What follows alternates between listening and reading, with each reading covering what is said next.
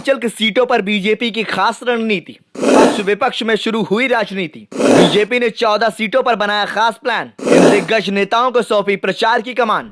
लोकसभा चुनाव के मद्देनजर भारतीय जनता पार्टी ने खास रणनीति बनानी शुरू कर दी है। इसकी एक बानगी इन 14 सीटों पर देखने को मिल रही है, जहां भाजपा ने पूरी ताकत झोंक दी है। दरअसल बीजेपी की तरफ से वाराणसी सहित 14 सीटों के लिए अगले 50 दिन की खास रणनीति तैयार की है। काशी क्षेत्र में हुई बैठक में यह फैसला लिया गया है कि पार्टी के वरिष्ठ पदाधिकारी और अनुभवी नेता सीधे तौर पर इन 14 सीटों को आने वाले 50 दिनों तक मॉनिटरिंग करेंगे।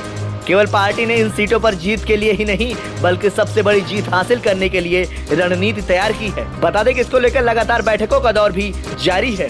काशी क्षेत्र के बीजेपी अध्यक्ष ने बताया पूरा प्लान। काशी क्षेत्र के बीजेपी अध्यक्ष दिलीप पटेल ने बताया कि वाराणसी में 7वें चरण में 1 जून को चुनाव होंगे।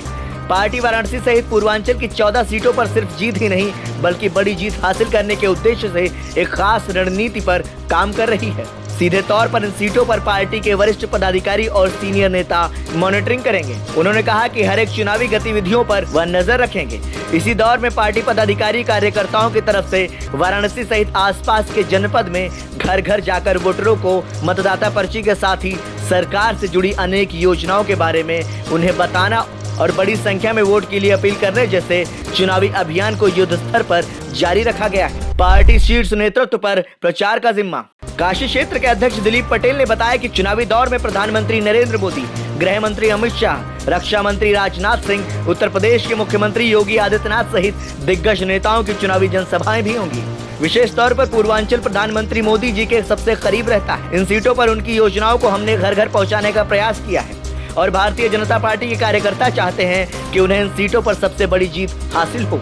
बीजेपी के काशी क्षेत्र में वाराणसी महानगर की नियमित तौर पर बैठक देखी जा रही है। इन बैठकों में महिला मोर्चा, किसान मोर्चा, युवा वर्ग, इसके अलावा पार्टी के वरिष्ठ पदाधिकारी सीधे तौर पर चुनावी गतिविधियों पर नजर रख रहे हैं। हालांकि 7वें यानी अंतिम चरण में चुनाव होने की वजह से पार्टी पदाधिकारियों को पूर्वांचल के लिए पर्याप्त समय मिला है, इसलिए वह 50 दिनों का टारगेट निर्धारित करते हुए अपने चुनावी अभियान को तेजी दे रहे हैं।